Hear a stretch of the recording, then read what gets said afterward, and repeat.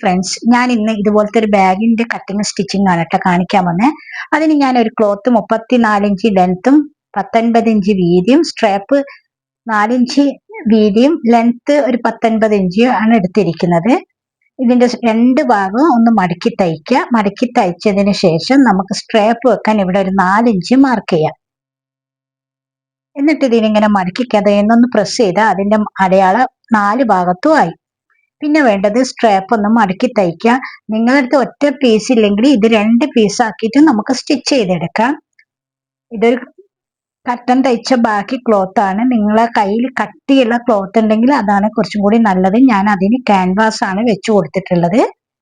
പിന്നെ ഇതേപോലെ സ്ട്രാപ്പ് വെക്കുക. സ്ട്രാപ്പ് വെക്കുമ്പോൾ ഒന്ന് കുറച്ച് നല്ല ഉറപ്പിൽ വെക്കുക. അതിനുശേഷം 2 ഭാഗം 1/2 ഇഞ്ച് വെച്ചിട്ട് ഇങ്ങനെ മാർക്ക് ചെയ്തിട്ട് സ്റ്റിച്ച് ചെയ്യുക. അതിനുശേഷം ഇവിടെ 4 ഇഞ്ച് ബോക്സ് 4 ഇഞ്ച് ഈ സ്റ്റിച്ച് കഴിഞ്ഞതിന് ശേഷം 4 ഇഞ്ച് എടുക്കണ്ടേ. എന്നിട്ട് ഇത് കട്ട് ചെയ്തെടുക്കുക.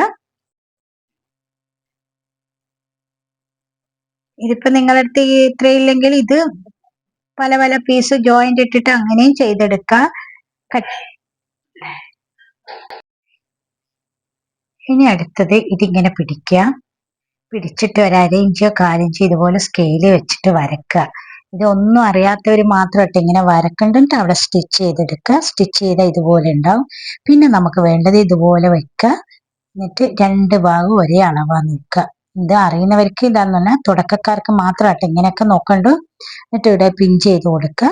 അങ്ങനെ 4 ഭാഗം ഇതുപോലെ 1/4 ഇഞ്ച് നമുക്ക് സ്റ്റിച്ച് ചെയ്യണം. ഗ്യാപ്പ് വെച്ചിട്ട് 4 ഭാഗം നമ്മൾ ഇതിങ്ങനെ പിൻ ചെയ്ത് വെക്കുക.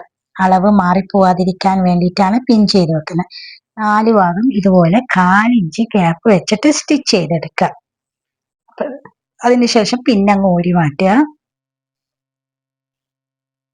തുടക്കക്കാർ ഒന്ന് വരച്ചിട്ട് ചെയ്താൽ നല്ലതാ, വളഞ്ഞു പോവില്ല.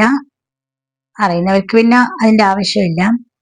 ഇത് കട്ടിയുള്ള ക്ലോത്ത് ആണെങ്കിൽ കുറച്ചും കൂടി നല്ലതാണ്. ഇത് കട്ടിയില്ലാത്തതുകൊണ്ട് ഞാൻ ക്യാൻവാസ വെച്ച് കൊടുത്തിരിക്കുന്നത്. ഇത് ഒരു കർട്ടൻ തയ്ച്ചിട്ട് ബാക്കിയുള്ള ഒരു ക്ലോത്ത് ആണ്.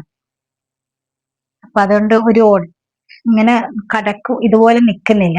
കുറച്ചും കൂടി കട്ടി ഉണ്ടാകുമ്പോൾ, അല്ലെങ്കിൽ നിങ്ങൾക്ക് ലൈനിങ് വേണമെങ്കിൽ ലൈനിങ് വെച്ച് കൊടുക്കുക. അപ്പൊ അതിന് ലൈനിങ് നോക്കുമ്പോൾ കുറച്ചും കൂടി സമയം പോകും. ഇനി വേണ്ടത് ഈ അടിഭാഗം 4 ഭാഗം നമ്മൾ സൈഡ് സ്റ്റിച്ച് ചെയ്തില്ല അതുപോലെ ആ സ്റ്റിച്ച് ചെയ്ത് മേലെ കൂടി തയ്ക്കാതെ ആ സ്റ്റിച്ചിന്റെ ഒരു പോയിന്റ് ഉണ്ടാവില്ല, ആ പോയിന്റിൽ വെച്ചിട്ട് സൂചി നിങ്ങൾ സ്റ്റാർട്ട് ചെയ്യണം.